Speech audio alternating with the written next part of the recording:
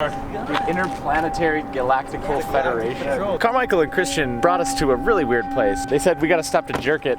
Apparently there's alien food and other accoutrements inside. I have no idea what this is.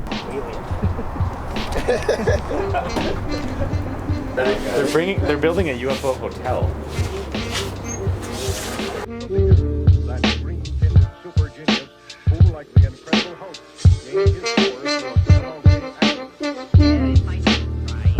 It's all there too. Look, you got your abducted cow. Abducted cow? You got your tri-tip. Oh, weed killer. Oh, dude, I can taste the abduction. Moon crater or something. Crack. Moon crater crack. You guys want to see something interesting? You want to see how a movie scene is shot from the very beginning when you walk in and no one's ready, nothing's in the room, it's completely empty, all the way to the final shots that you're getting for your final edit? Well, let's find out. So thanks to Carmichael being in the car, I can ride in the carpool lane and skip all this traffic. But wait, what's that up ahead? No! He's going for it. I'm gonna get back in that carpool lane the moment I get the chance. The most exciting thing about directing Lifeline is honestly getting the experience of doing a professional TV set. From this point forward, Sam and I have this experience under our belts. It becomes a very, very big resume booster. And I know it's technically not TV, but it's close enough now. Lifeline itself is a good script and I'm excited to make it. But in like big picture, it's also like the first step into a new phase of our careers. So that's pretty exciting for us. As a director, I'm going to be supervising this entire thing. So my goal is to get everything up and ready, on time, looking good, all the actors prepped, everybody in a good mood, everything looking pretty, and the performances on point, and hopefully everything's set up with enough time for us to get some good performances and experiment. Let's go see how a film set actually works.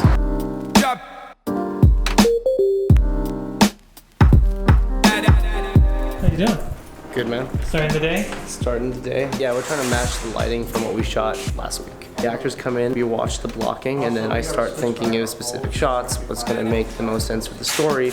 And then I bust out this program called CAD Rage, which has my set of lenses, current camera, and then I would go around and I would take screen grabs of the specific shots that I want. Storyboarding on the fly, essentially. That's awesome. Yeah, and so far it's been really beneficial for us. It's helped us move a lot quicker. It's always a costume department. So I'm Courtney Stern, and I'm the costume designer for Lifeline. I've been doing this for 5 years. Every single person is playing a character. So they're always gonna be wearing something that either is a collaboration of myself, directors, producers, writers, and we all kind of come up with what we decide that character should look like. But there's only one look per person? No, so different days within one script. You know, you wake up and maybe you're in your pajamas having breakfast, and then you go to work that day, and then you go out that night. So someone could be in, 4 different looks throughout the day, and those are all looks that I have to figure out. And it depends on the writing. Something like this, on average, most characters have like 3 to 6 changes each episode. So there's 8 episodes in this. How do you stay organized? We have a little fitting photo. Okay. And then little notes that I'll put on, and then that goes on the outfit that they're gonna wear. And then that's how we keep track of everything. My dentist was asking what I do, and she was like, wait, I'm so confused. They don't dress themselves? And I was like, no, someone has to do that. Well, I've got all you guys here. Essentially the plan today is we shoot this stuff until about 7 o'clock, and then we move out to the curb here on Ventura Boulevard. Cool. Any questions about that stuff, guys? Alright, so starting the day, the very first thing we do is blocking, and that's basically the term you use when the actors come in and you just figure out where they're going to stand when they're doing their performance. So it's a mix of direction that you give the actors and them just feeling what's natural for the scene. So I was thinking that this scene starts with you with a little notepad in your hand. You've been working on some notes, some calculations, actively working now. You're not just a boss talking to people, you are actually doing the work. Jasmine comes in, talk to her, she's one of your favorite employees, and I'd have her actually sit down and you take a spot at the corner of the table. Correct. Around there, probably you get back up and pace just a little bit here. Okay. You're eager to do something. You're agitated but not frustrated. It's just like you're antsy, It's like you got this energy in you. Yeah. Maybe you flip open your notes and then bring it back to her whenever you feel like it's relevant to the beat. So after you block and you figure out where the actors are going to go, throttling marks on the floor. Then we'll have stand-ins take the spots of the actors. So the actor isn't just standing there for half an hour while you line up the camera. The stand-ins now take their spot, and then Adrian takes his little viewfinder and figures out where all the cameras are going to go. And we're shooting with 2 cameras, figures out an A setup and a B setup for each setup. So we have a 1A and a 1B, and then a 2A and a 2B, a 3A and a 3B. You put tape on the ground. Yes. Is there a specific Yeah. organization to that? I color, we've got 48 different characters, and so I've organized them each with their own individual color. 48 colors of tape. Well, I have 12 colors of tape, and then I add other strips of different colored tape to give it the 48. But yes, you put it in like a T shape so that 1 foot goes on either side of the T. You can mark a camera with a V saying like this is where we're shooting, this direction. Basically to make sure that things are in the right place. Talked about how I tried to have 3 directions for a scene. A direction for my actors, a direction for my crew, and then a direction for the audience. I wanted the audience to feel like Nathan was ready to move on to other things. And so to communicate that through body language, I decided to have him standing, walking around, looking more antsy and more active than we've seen him in any previous scenes. This cast that we have is so diverse. So my name is Usman Ali, and I'm playing Nathan. I've done with him, I grew up outside of the States, and I've traveled a lot. People can't necessarily pinpoint where I'm from or who I am or how old I am or how young I am. And I think there's something about that that I've... You're 13, right? Yeah, I'm 13. I'm 12. But there's something about that that I've sort of infused into Nathan as well. This ambiguity is something that I've been able to access because of my own sense of feeling a little separate when you're part of the creative process. Like we've had some opportunities where I'm working with Nico and the guys, and we can sit there and sort of break apart the scene and talk about what's not working, what is working. And anytime a director allows an actor to do that, it gives you ownership. You know what I mean? It makes you feel like you're part of the process of creating something.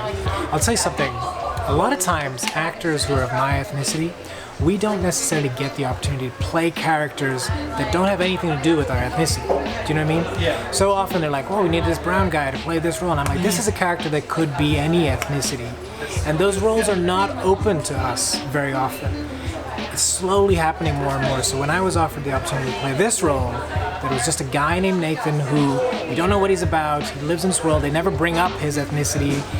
I was like, this is like a breakthrough. He doesn't require an accent. Yeah, absolutely, no accent. And you know, Sunkrish and I were just talking earlier. He was like, hey, isn't it great that there's 2 of us on this? And I was like, yeah, you know, because we're the same ethnicity, and this never happens. It's usually like room for just one of us, you know? And I was like, yeah, we're both in this, and we're both like guys who just happen to be working in a company, nothing to do with the fact that they needed 2 brown guys, you know? Like, so it's...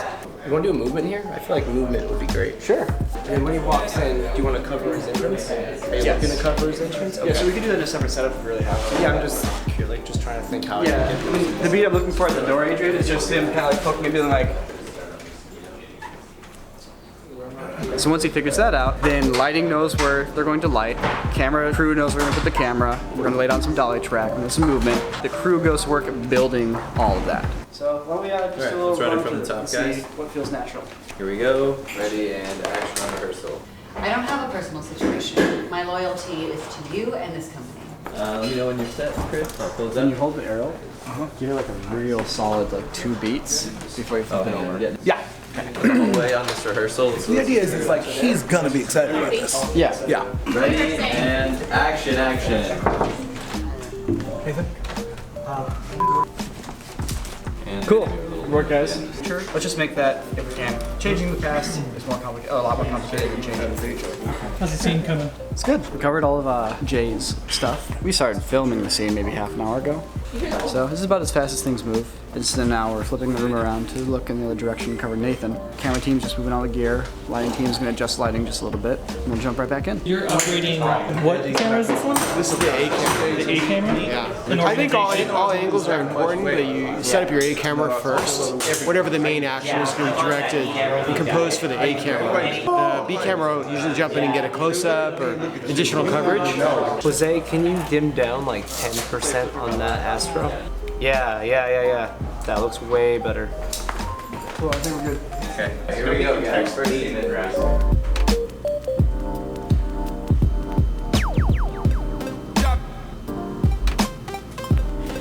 Cut. Great.